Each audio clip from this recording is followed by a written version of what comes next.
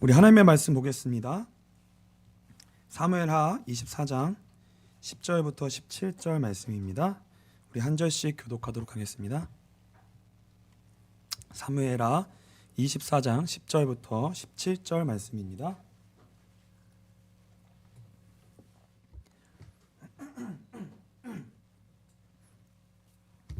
우리 한 절씩 교독하도록 하겠습니다. 제가 먼저 읽겠습니다. 다윗이 백성을 조사한 후에 그의 마음에 자책하고 다윗이 여호와께 아뢰되 내가 이 일을 행함으로 큰 죄를 범하였나이다. 여호와여 이제 간구하옵나니 종의 죄를 사하여 주옵소서. 내가 심히 미련하게 행하였나이다 하니라.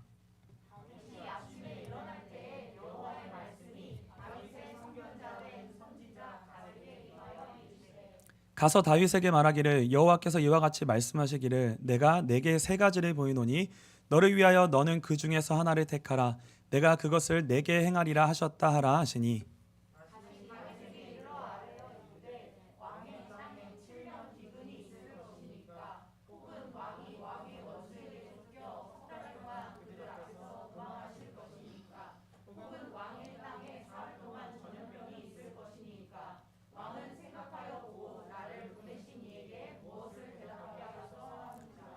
다윗이 가세게 이르되 내가 고통 중에 있도다. 청하건대 여호와께서는 긍휼이 크시니 우리가 여호와의 손에 빠지고 내가 사람의 손에 빠지지 아니하기를 원하노라 하는지라.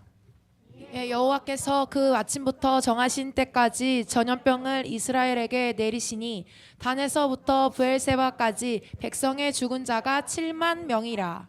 천사가 예루살렘을 향하여 그의 손을 들어 멸하려 하더니 여호와께서 이 재앙 내리심을 뉘우치사 백성을 멸하는 천사에게 이르시되 족하다. 이제는 내 손을 거두라 하시니 여호와의 사자가 여부스 사람 아라우나의 타작 마당 곁에 있는지라.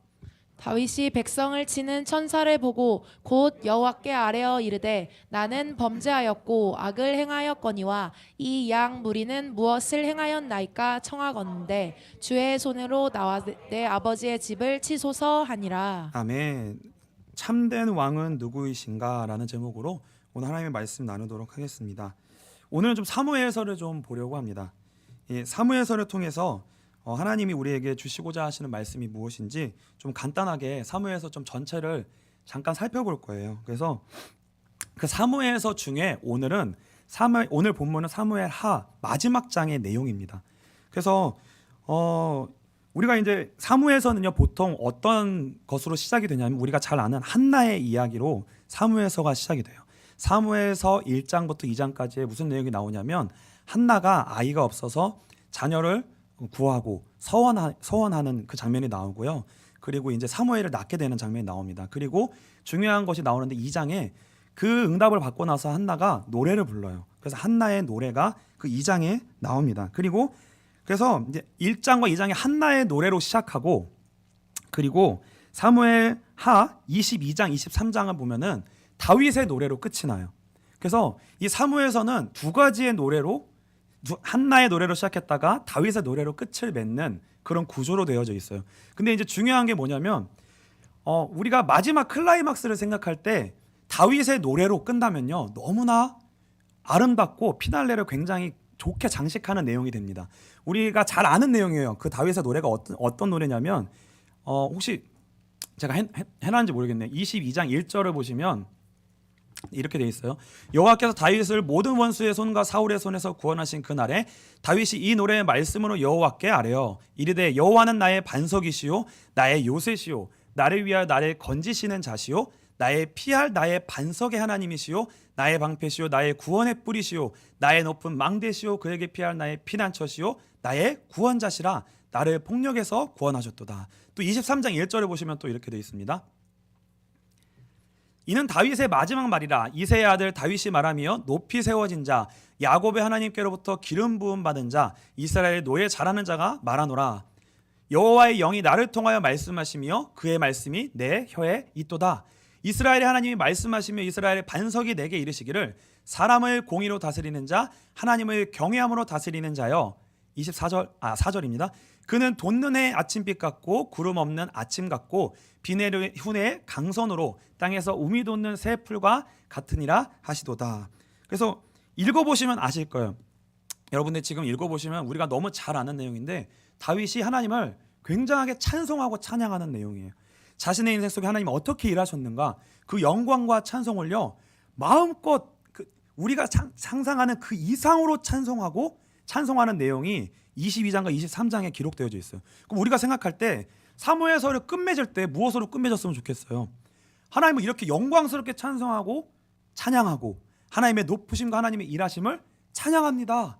하나님은 그런 분이십니다. 나는 그런 복을 받은 자입니다 라고 클라이막스로 딱 끝을 맺으면 우리가 생각할 때는 그게 가장 완벽한 어떤 그 해피엔딩의 결말이잖아요. 근데 사무엘서는 희한하게 그것으로 끝을 맺지 않고 24장에 다윗이 범죄하는 내용으로 끝나고 회개하고 그 회개로 말미암아 징계받고 그로 말미암아 하나님이 다시 회복시키는 이 장면으로 끝을 맺더라는 거예요. 그래서 그러니까 우리가 오늘 볼 내용은 그래서 그거예요. 사무엘서의 저자가 이 독자들에게 이 24장을 이 끝을 이렇게 맺음으로 인하여서 우리에게 증거하고자 하는 의도가 있다는 거죠. 우리에게 말씀하고자 하는 의도가 있다는 거예요. 본문이 말하고자 하는 의도가 있다는 거죠. 그래서 이것이 무엇인가를 좀 우리가 오늘 사무엘서를 간단하게 좀 살펴보면서 그 의미를 좀 살펴보기를 원합니다. 그래서 이제 먼저 사무엘서 전체를 좀 해석하기 위해서는요. 그 사무엘서 전체를 보기 위해서는 아주 중요한 꼭지점과 같은 아주 중요한 지점이 두 군데가 있어요. 그래서 이 두 군데를 중점으로 살펴볼 건데요. 첫 번째 중점은 무엇이냐면 아까 제가 말씀드렸던 사무엘상 1장과 2장에 나오는 한나의 노래입니다. 한나의 노래, 한나의 내용이에요. 우리가 알다시피 이 한나의 스토리는 아들이 없어서 고통받고 그 분인나로 인해 격동함을 받아가지고 아이가 없는 것으로 인해 너무나 힘들어서 그의 마음이 원통하고 분하여서 하나님 앞에 나와 마음을 쏟고 기도함으로 인해 사무엘이라고 하는 그 아들을 서원하고 아들을 주시면 내가 하나님께 드리겠습니다라는 서원을 하고 그런 말미암아 아들을 응답받게 되는 그런 우리가 너무나도 잘 아는 내용이에요. 근데 이제 이게 우리가 생각할 때 단순히 하나님 앞에 이렇게 응답받을 것이 있어서 간절하게 기도했더니 하나님이 응답하셨더라, 들어주셨더라. 그러니까 여러분들도 간절하게 응답받을 제목이 있으면 한나처럼 열심히 기도하고 한나처럼 기도하고 간구하면 응답받을 수 있습니다 라고 하는 그런 아주 아멘 하시면 안 돼요. 잘 들으셔야 됩니다. 이게 제가 긍정적으로 말하는지 부정적으로 말하는지 잘 이해하셔야 돼요. 단순히 그런 의미로만 쓰여져 있는 내용이 아니라는 거예요. 그런 부분도 분명히 있어요. 그런데 이 사무엘서는 특별히 이 한나의 내용은 단순히 그 정도의 내용만을 설명하기 위해서 써진 게 아니라는 거예요. 그런 정도의 내용을 쓰기 위해 써졌다는 게 아니라 어떠한 내용이 들어져 있냐면 이 한나의 스토리는요. 앞으로 이스라엘이 왕이 생길 거예요. 지금은 왕정 시대가 아니에요. 왕이 없어요. 근데 앞으로는 왕정 시대가 세워질 겁니다. 근데 그 왕정 시대가 들어서게 되는데 앞으로 그 역사가 어떻게 진행될 것이며 어떤 왕들이 세워질 것이며 그 왕들의 역사는 어떻게 되어질 것이며 그래서 이 이스라엘의 역사의 주인은 누구이신가? 이거를 알려주기 위한 중요한 핵심 키입니다. 그 핵심 내용이 한나의 노래에 담겨져 있어요. 사무엘상 2장 1절부터 10절입니다. 우리 같이 한번 읽겠습니다. 같이 읽겠습니다. 한나가 기도하여 이르되 내 마음이 여호와로 말미암아 즐거워하며 내 뿔이 여호와로 말미암아 높아졌으며 내 입이 내 원수들을 향하여 크게 열렸으니 이는 내가 주의 구원으로 말미암아 기뻐함이니라. 여호와와 같이 거룩하신 이가 없으시니 이는 주밖에 다른 이가 없고 우리 하나님 같은 반석도 없음이다. 심히 교만한 말을 다시 하지 말 것이며 오만한 말을 너희의 입에서 내지 말지어다. 여호와는 지식의 하나님이시라 행동을 달아 보시느니라. 용사의 활은 꺾이고 넘어진 자는 힘으로 띠를 띠도다. 풍족하던 자들은 양식을 위하여 품을 팔고 줄이던 자들은 다시 줄이지 아니하도다. 전에 임신하지 못하던 자는 7을 낳았고 많은 자녀를 둔 자는 쇠약하도다. 여호와는 죽이기도 하시고 살리기도 하시며 수월에 내리게도 하시고 거기에서 올리기도 하시는도다. 여호와는 가난하게도 하시고 부하게도 하시고 낮추기도 하시고 높이기도 하시는도다. 가난한 자를 진토에서 일으키시며 빈궁한 자를 거름더미에서 올리사 귀족들과 함께 앉게 하시며 왕의 자리를 차지하게 하시는도다. 땅의 기둥들은 여호와의 것이라. 여호와께서 세계를 그것들 위에 세우셨도다. 그가 그의 거룩한 자들의 발을 지키실 것이요 악인들을 흑암 중에서 잠잠하게 하시리니 힘으로는 이길 사람이 없음이로다. 여호와를 대적하는 자는 산산이 깨어질 것이라. 하늘에서 우레로 그들을 치시리로다. 여호와께서 땅 끝까지 심판을 내리시고 자기 왕에게 힘을 주시며 자기의 기름 부음을 받은 자의 뿔을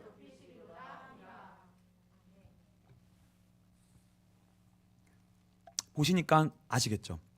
단순히 아들이 있었는데 아들을 응답받아서 그 응답을 주신 하나님께 감사하는 내용이 아니에요. 단순히 한나의 내용은 그런 내용이 아닙니다. 그런 내용이 아니라 이 노래의 끝을 가다 보면 결국 누가 나오냐면 왕이 세워질 것이라는 얘기가 나오는 거예요. 그리고 그 왕정 시대와 그 왕을 낮추기도 하시고 세우기도 하시고 높이기도 똑같은 말이네.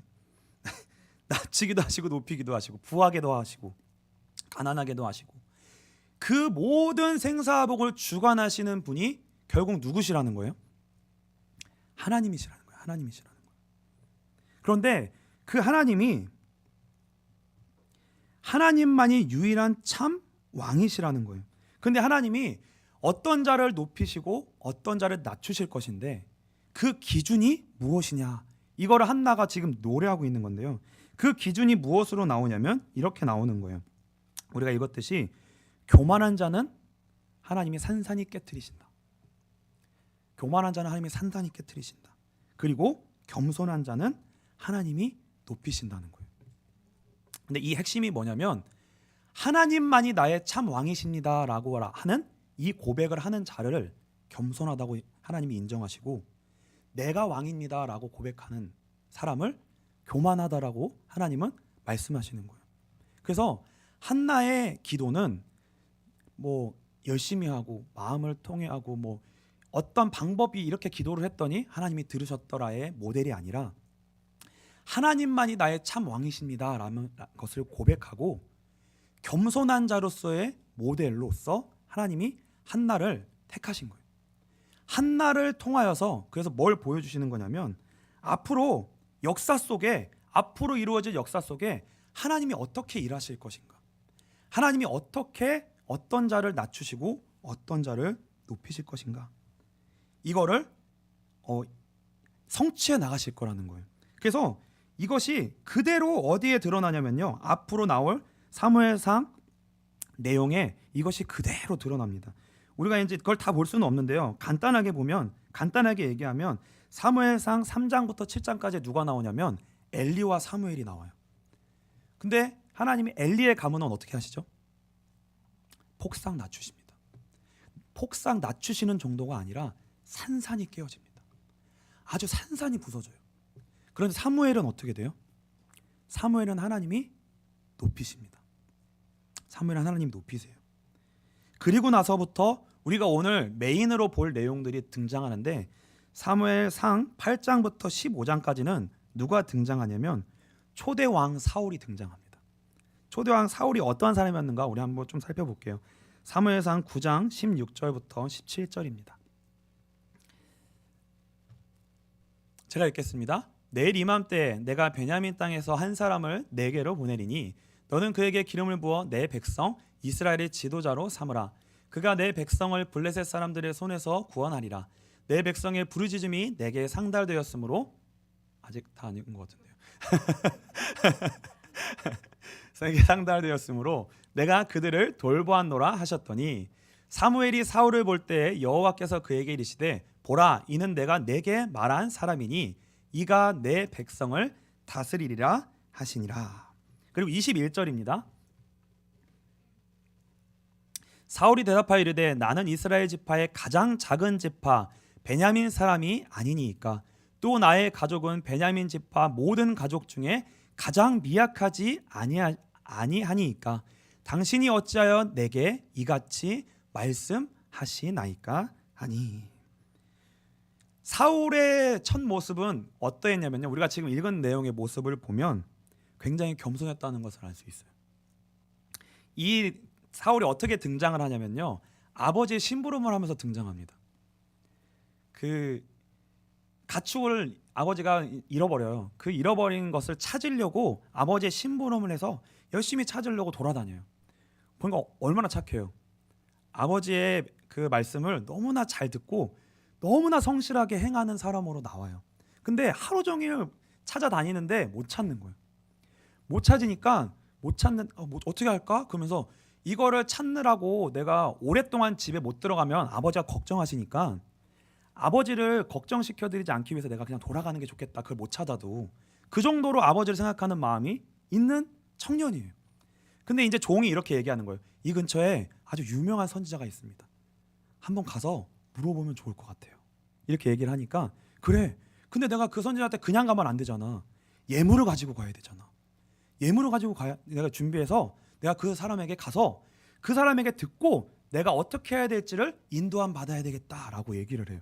그게 지금 우리가 읽은 그 본문 사이에 나와 있는 사울을 이렇게 말이 안 나오지? 사울을 설명하는 배경이에요. 사울을 설명하는 배경.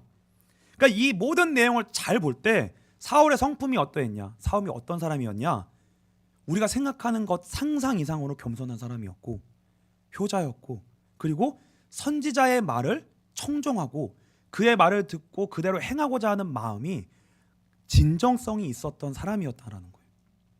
그런 사람이었다라는 거예요. 그러니까 이 한나의 노래 속에 있었던 하나님이 찾으시는 그 사람의 기준에 사실은 부합했던 모습이 사울에게 있었다는 거예요. 그래서 하나님이 그를 찾으시고 그를 왕으로 세우시고 그를 높이신 거예요. 그를 높이셨던 거예요.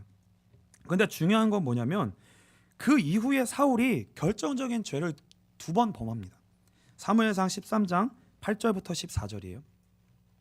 사울은 사무엘이 정한 기한대로 이레 동안을 기다렸으나 사무엘이 길갈로 오지 아니하매 백성이 사울에게서 흩어지는지라. 사울이 이르되 번제와 화목제물을 이리로 가져오라 하여 번제를 드렸더니 번제 드리기를 마치자 사무엘이 온지라.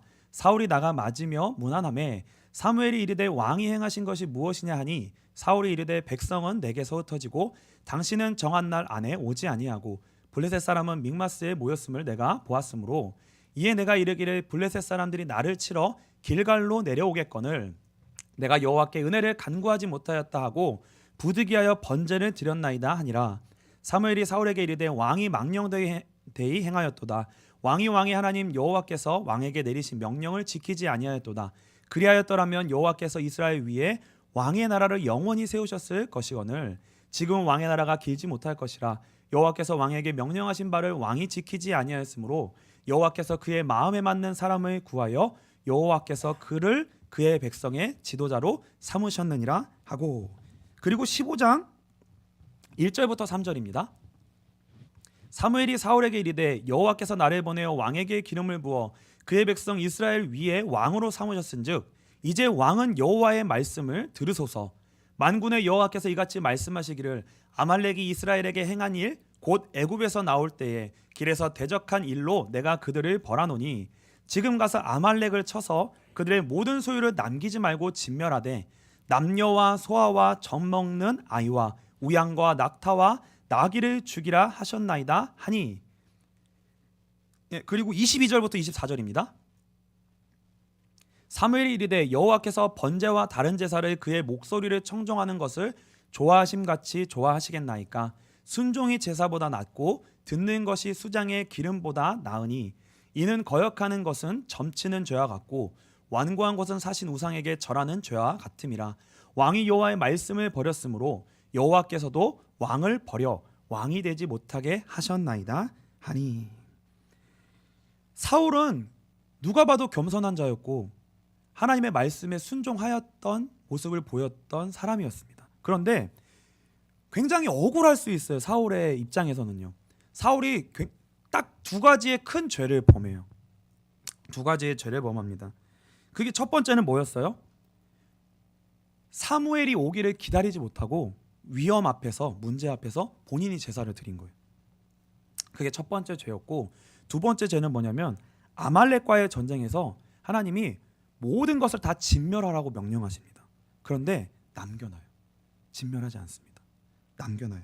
근데 이 두 가지의 죄를 범했는데 많이 범하진 않았잖아요. 그렇죠? 두 가지의 죄를 범했는데 어떻게 되냐면요, 하나님께 바로 버림을 받습니다. 굉장히 무서운 거예요. 두 가지의 죄를 범했는데 가차 없어요. 너 끝났어. 폐위야. 하나님이 너는 끝났다고 말씀하셨고 다른 왕을 세우셨어 라고 얘기하시는 거예요. 그러니까 무서운 거예요. 한나의 노래가 그대로 성취되는 거예요.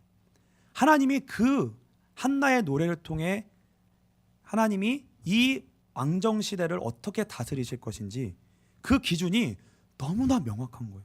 그 공의가 너무나 명확한 거예요. 가차없이 하나님을 왕으로 인정하지 않고 자기가 왕으로서 움직이는 모습을 보여줬을 때 하나님이 바로 낮추셨다는 거예요. 바로 폐위했다는 거예요. 그의 마음이 교만한가 겸손한가는 무엇으로 알 수 있냐면요, 선지자의 말을 듣고 순종하는가 불순종하는가에 달려 있어요. 우리는 왕이 높다고 생각해요. 왕이 제일 높다고 생각합니다. 근데 왕은요, 제일 높은 게 아니라 선지자가 사실은 제일 높아요. 왜 그러냐면 왕은 하나님만을 왕으로 인정할 때 하나님이 그 왕을 왕으로 인정해 주십니다. 이게 하나님의 법칙이에요.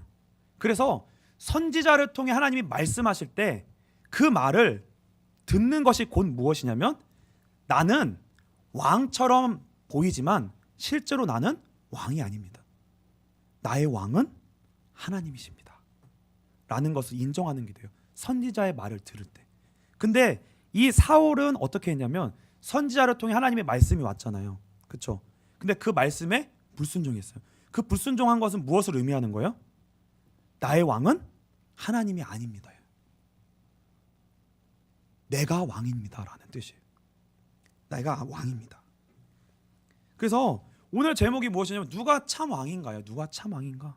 누가 우리의 참 왕인가? 하나님이 왕이신가? 내가 왕인가? 이것이 하나님이 보시는 아주 중요한 기준이었다는 거예요. 그래서 이 기준에 사울이 정확하게 하나님의 기준에 저울에 달아보고 선지자를 통해 하나님의 말씀을 보내요. 그것을 명백하게 그의 위치가 어떠한지를 보시고 난 후에 사울이 완전히 하나님의 손에서 폐위돼요. 그리고 나서 누가 등장하냐면 16장에 유명한 누가 등장할까요? 다윗이 등장합니다. 사무엘상 16장 7절을 보겠습니다. 여호와께서 사무엘에게 이르시되 그의 용모와 키를 보지 말라. 내가 이미 그를 버렸노라. 내가 보는 것은 사람과 같지 아니하니 사람은 외모를 보거니와 나 여호와는 중심을 보느니라 하시니라. 12절과 13절입니다. 이에 사람을 보내어 그를 데려오매 그의 빛이 붉고 눈이 빼어나고 얼굴이 아름답더라. 여호와께서 이르시되 이가 그니 일어나 기름을 부으라 하시는지라. 사무엘이 기름 뿔병을 가져다가 그의 형제 중에서 그에게 부었더니 이날 이후로 다윗이 여호와의 영에게 크게 감동되니라. 사무엘이 떠나서 라마로 가니라. 우리가 잘 아는 너무나 유명한 구절이 등장하는 거예요. 하나님은 외모를 보시지 아니하시고 무엇을 보신다고요? 중심을 보신다. 이 중심 히브리어는 레브라는 건데 마음이에요. 마음을 보신다는 거예요. 근데 그 마음이 어떠한지를 보신다는 거예요? 참으로 하나님을 왕으로 인정하는가? 아니면 자기 자신을 왕이라고 하는가? 그 마음을 본다는 거예요. 그 마음. 그래서 다윗이 성령의 영에 기름 부음을 받고 성령에 크게 감동되고 난 다음부터 이때부터 하나님이 다윗을 전면에 내세우시면서 높이시기 시작합니다. 그런데 거꾸로 그때부터 사울은 내리막을 타기 시작해요. 이게 이제 이런 것이 시작됩니다. 신기하게도 이 다음부터 사울이 악신에 들려요. 그래서 사울은 하강곡선을 타요. 현재는 왕이에요. 그런데 영적으로는 하나님께 버림받고 하강곡선을 타기 시작합니다. 그런데 다윗은 볼품이 없는 목동이에요. 그런데 하나님이 기름을 부으시고 난 다음부터 그 다음부터 상승 곡선을 타기 시작해요. 이 배경 속에서 무슨 우리가 잘 아는 내용이 나오는데 그게 뭐냐면 17장에 골리앗 사건이 나오는 거예요. 다윗과 골리앗 사건. 그래서 이 다윗과 골리앗 사건도 그냥 다윗과 골리앗 사건의 그 한 가지에만 집중을 하면 약간 그 의미를 놓칠 수 있는 거예요. 이런 전체적인 의미 속에서 어떠한 하나님이 어떠한 자를 낮추시고 높이시는가, 이 역사의 진행 속에서 다윗을 하나님이 지금 등장시키고 있는 과정 속에 다윗이 골리앗을 이기게 되는 일이 일어난 거예요. 그러니까 지금 이 일이 무슨 일인 거예요? 다윗의 능력이에요? 다윗의 어떠한 그 물맷돌의 실력 때문이에요? 그것도 있겠죠. 근데 오늘 제가 왜 이렇게 말이 안 나오지? 근본적으로는 무슨 일이라는 거예요? 하나님이 지금 하나님이 왕 되셔서 높이실 자를 높이시고 낮추실 자를 낮추시는 그 일을 하나님이 행하고 계신다는 거예요. 하나님이 그걸 행하고 계시는 거예요. 그 역사 속에 사울과 다윗이 지금 어떤 모델로 지금 등장하게 된 거예요. 어떤 모델로 등장하게 된 겁니다. 그래서 사울과 다윗의 이 같이 가는 역사가 16장부터 31장까지 진행이 되어져요. 이렇게 쭉 진행이 돼요. 그러니까 사울은요 실제로 하나님께 이미 버림받았어요. 그런데 아직 왕이에요. 현실 속에서 여전히 왕위에 앉아 있습니다. 그가 여전히 모든 권력을 다 가지고 있습니다. 그런데 다윗은 하나님의 사람이에요. 다윗은 하나님을 왕으로 인정하는 사람이에요. 그의 중심이 그 하나님의 영에 감동되어 하나님을 높이고 겸손한 마음을 가지고 있는 사람이에요. 그런데 다윗은 그런 하나님의 사람이었음에도 불구하고 현실에서는 전혀 힘을 쓰지 못하고요. 오히려 사울의 핍박 속에 쫓겨다니는 인생을 살게 됩니다. 그게 사무엘상 16장부터 31장까지의 역사예요. 우리 신자들이 세상 속에서 살아갈 때 이렇게 느껴질 수 있어요. 이렇게 느껴질 수 있습니다. 우리는 하나님을 왕으로 인정하는 성도들이고 신자들이에요. 그런데 우리는 세상에서 보잘것없이 여겨질 수 있습니다. 그러나 하나님께 분명히 버림받은 사람들이 이 땅에 우리가 살고 있는 것 속에 높은 자리에 위치하고 있고, 우리는 그 안에서 어려움을 당하는 것 같은 현실이 사실 우리가 살고 있는 것의 현실일 수 있어요. 우리가 이렇게 살 때, 우리가 이런 가정 가운데 신앙생활을 할 때 이 여정이 버겁고 힘들 수 있고요, 무거울 수 있습니다. 그런데 성경은 분명히 뭐라고 얘기하고 있냐면, 이 과정이 지금 사울은 하나님이 낮추고 있는 중이셨고 무너뜨리고 있는 중이셨고 어렵고 힘든 것처럼 보였지만 다윗은 하나님이 높이고 있는 중이셨다는 거예요. 하나님이 그를 훈련하고 계시는 중이셨다는 거예요.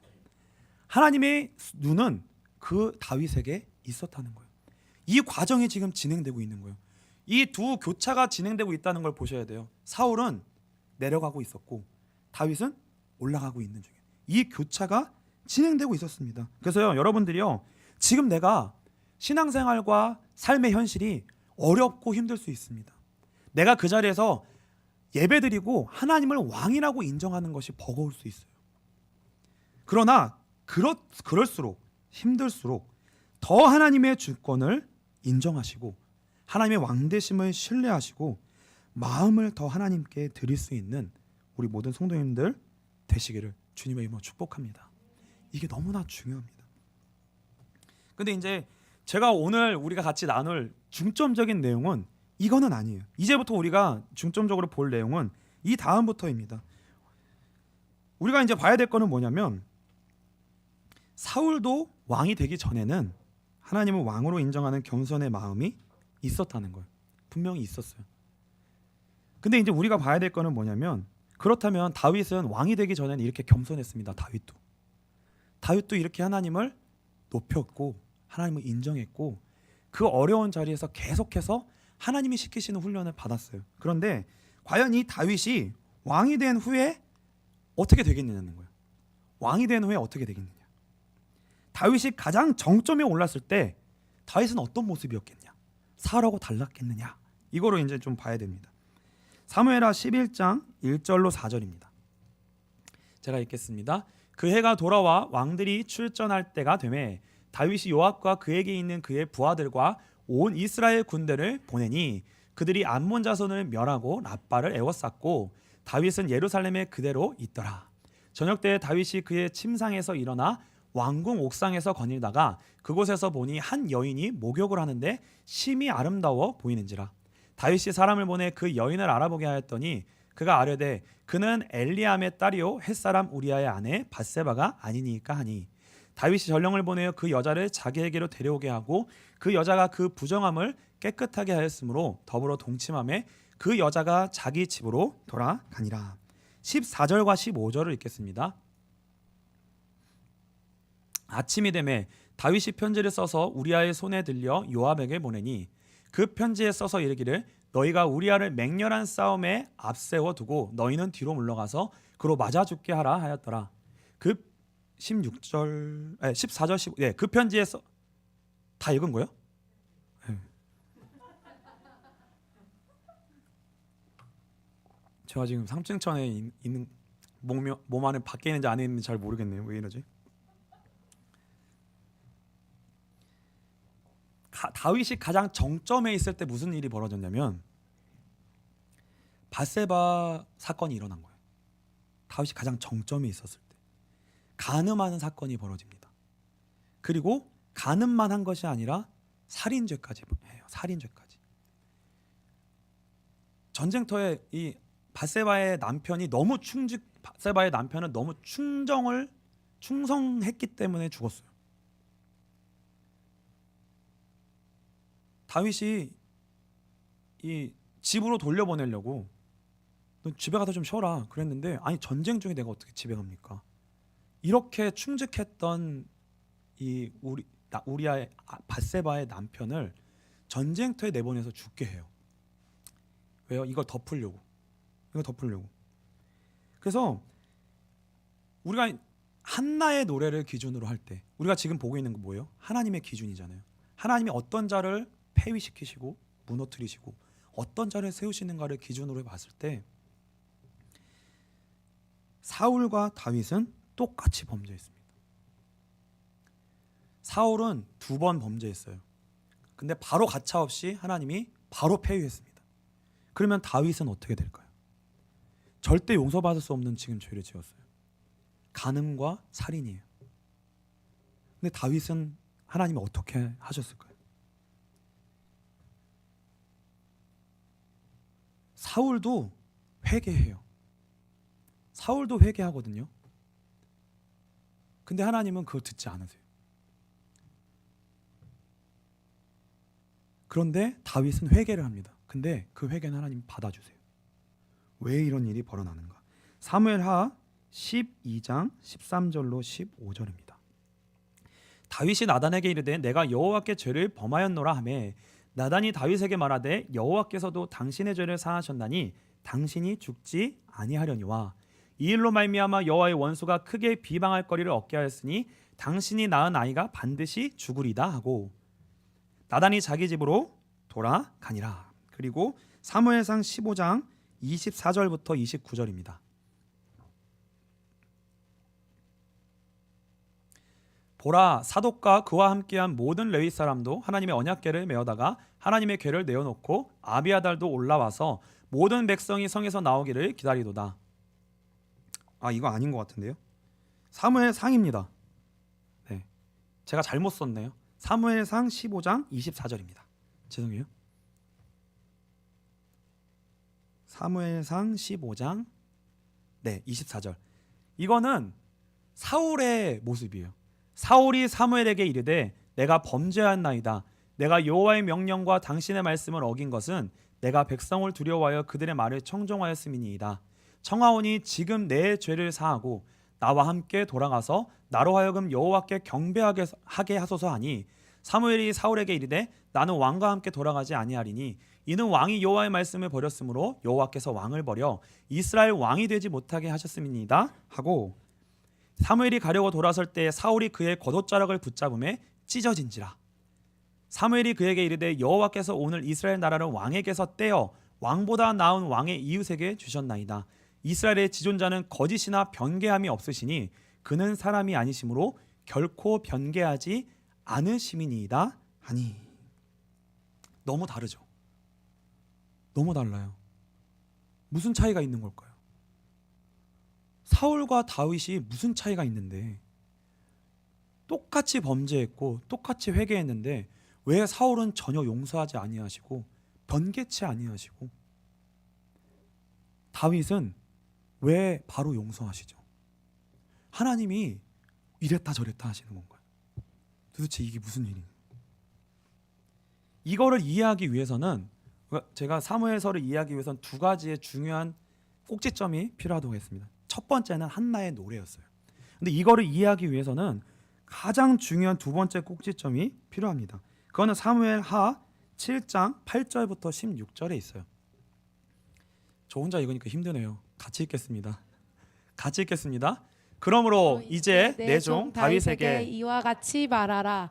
만군의 여호와께서 이와 같이 말씀하시기를 내가 너를 목장 곧 양을 따르는 데에서 데려다가 내 백성 이스라엘의 주권자로 삼고 내가 가는 모든 곳에서 내가 너와 함께 있어 내 모든 원수를 내 앞에서 멸하였은즉 땅에서 위대한 자들의 이름같이 내 이름을 위대하게 만들어 주리라.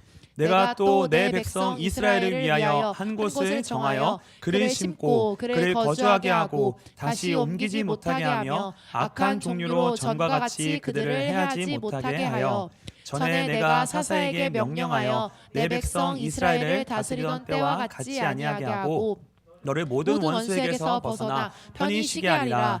여호와가 또 내게 이르노니 여호와가 너를 위하여 집을 짓고 내 수완이 차서 내 조상들과 함께 누울 때에 내가 내 몸에서 날 내 씨를 내 뒤에 세워 그의 나라를 견고하게 하리라. 그는 내 이름을 위하여 집을 건축할 것이요 나는 그의 나라 왕위를 영원히 견고하게 하리라.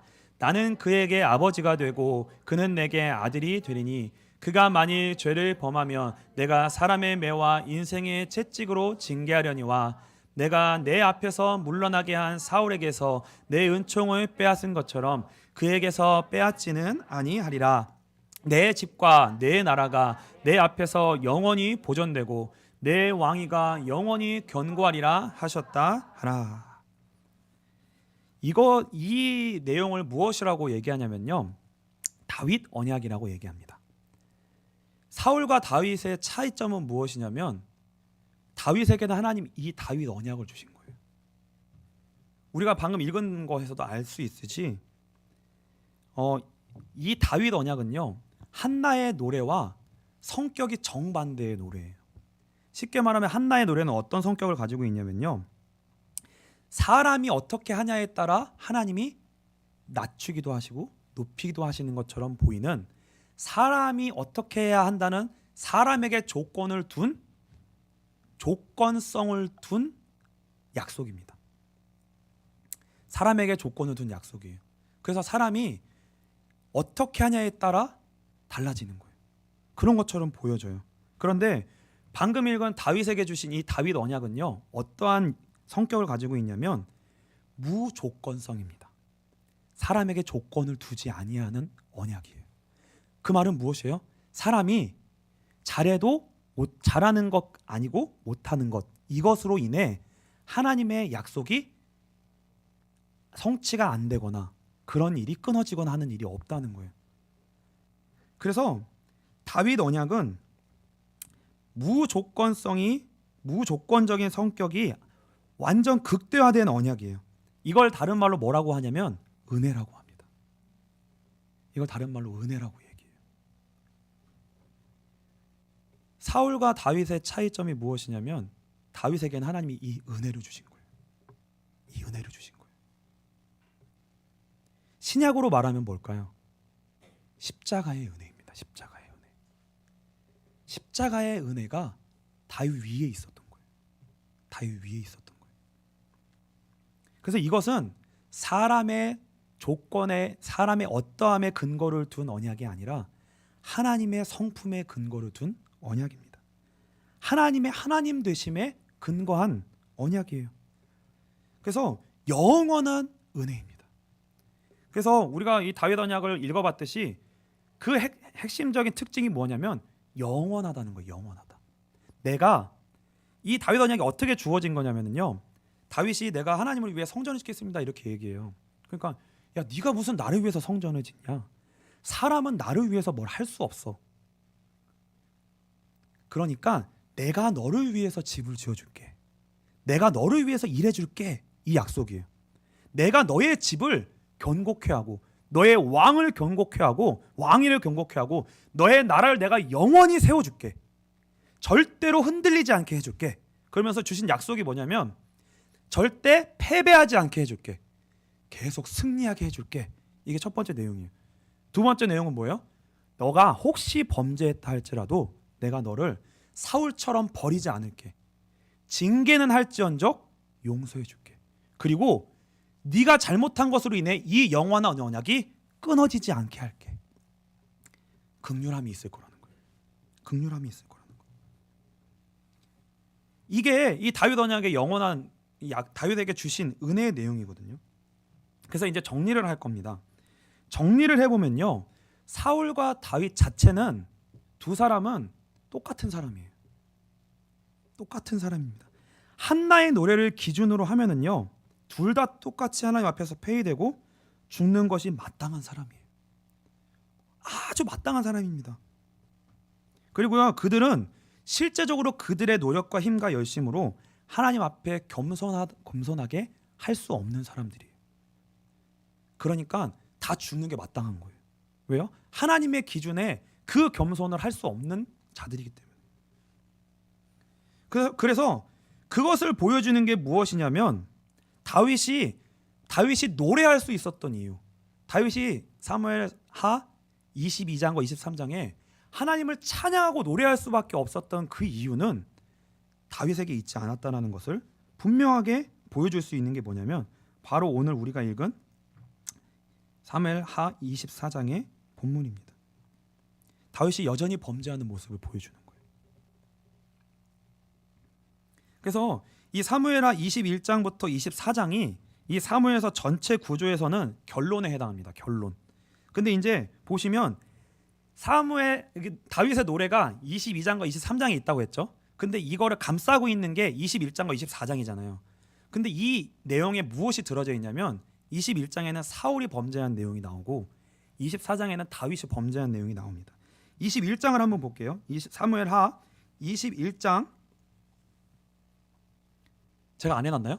사무엘하 21장 1절부터 3절입니다.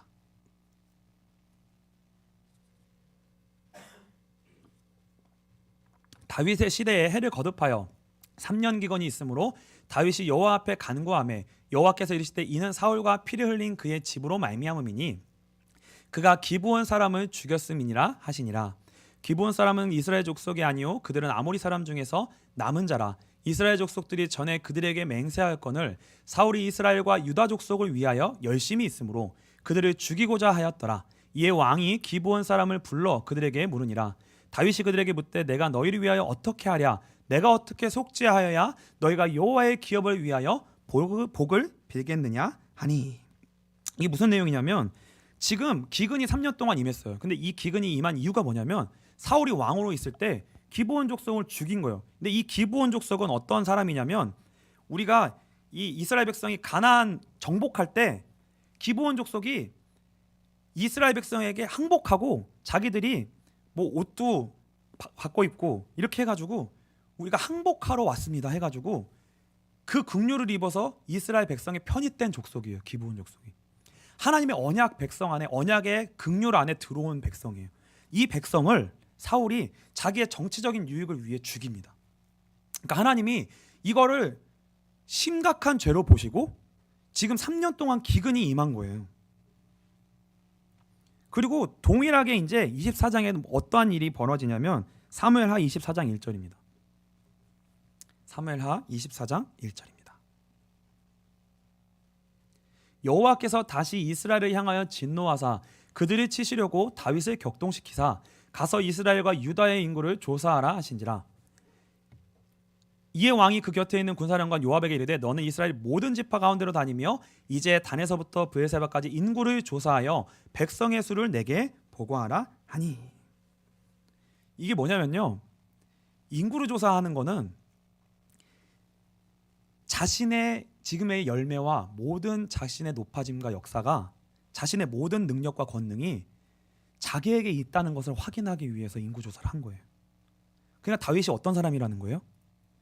다윗도 여전히 사울과 똑같이 그 중대한 자리에서 하나님이 왕이라고 고백한 것이 아니라 자기가 왕임을 확인하는 범죄에 빠졌던 사울과 다윗은 동일한 근본을 가진 사람이었다라는 거예요.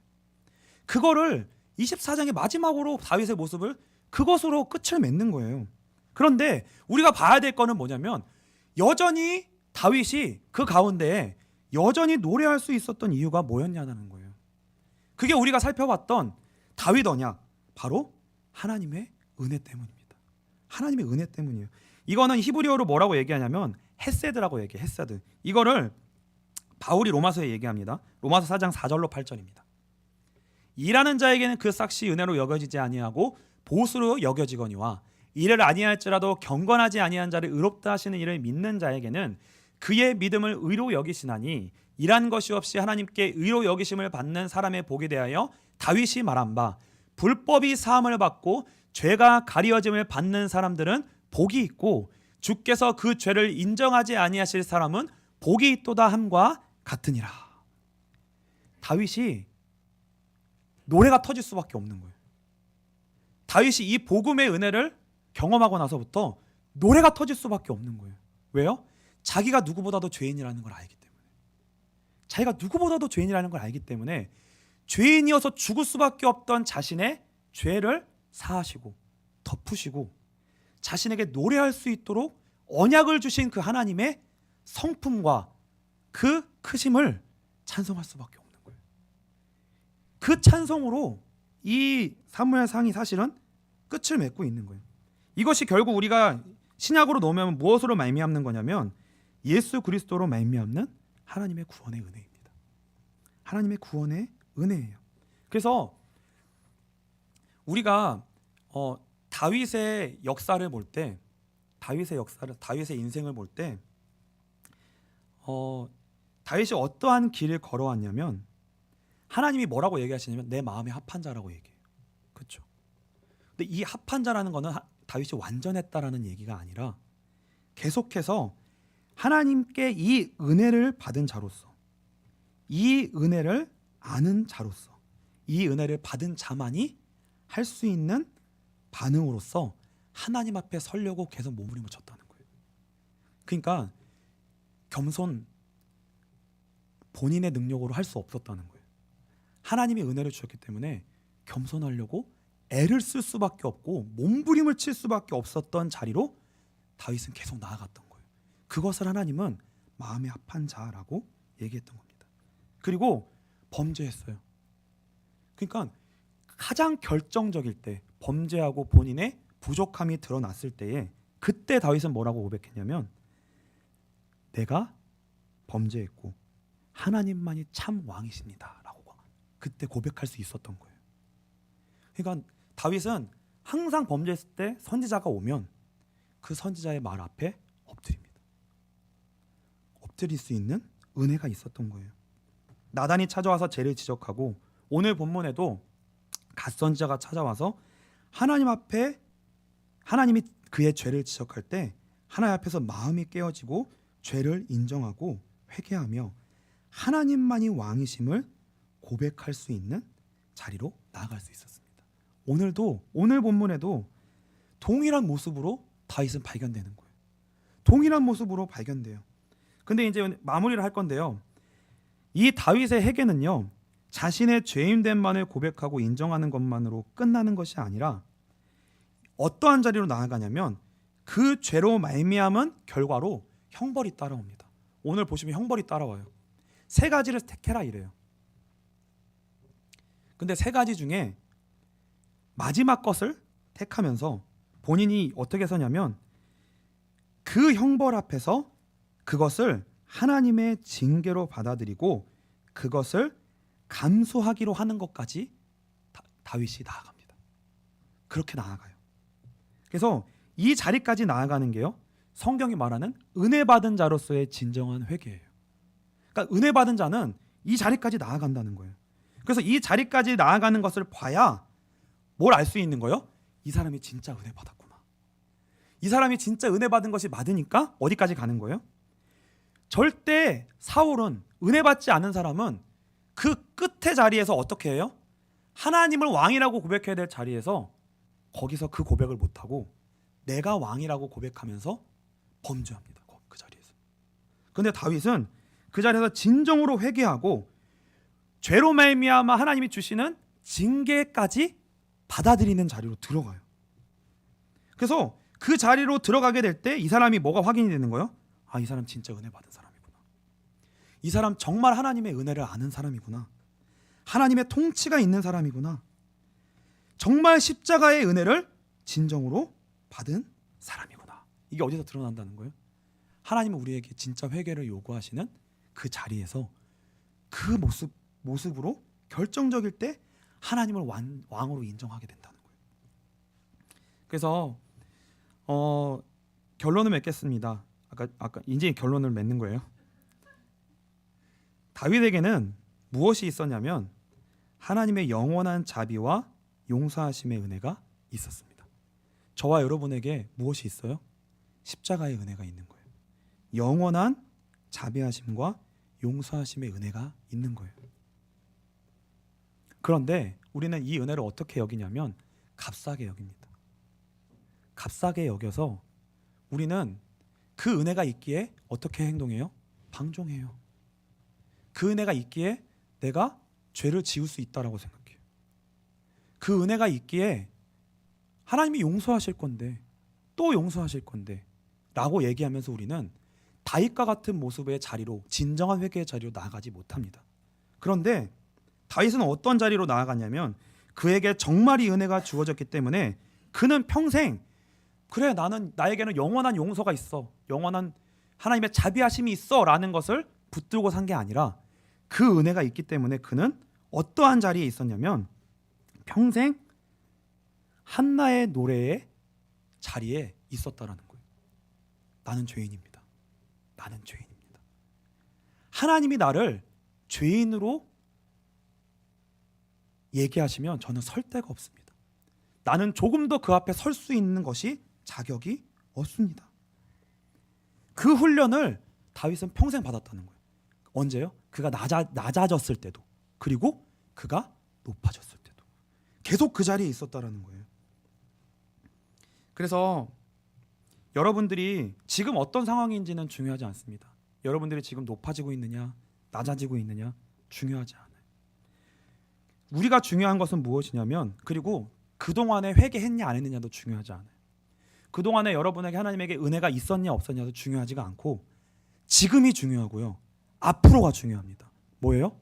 우리에게 정말 하나님의 은혜가 있다면 오늘 우리는 어떻게 서게 될까요?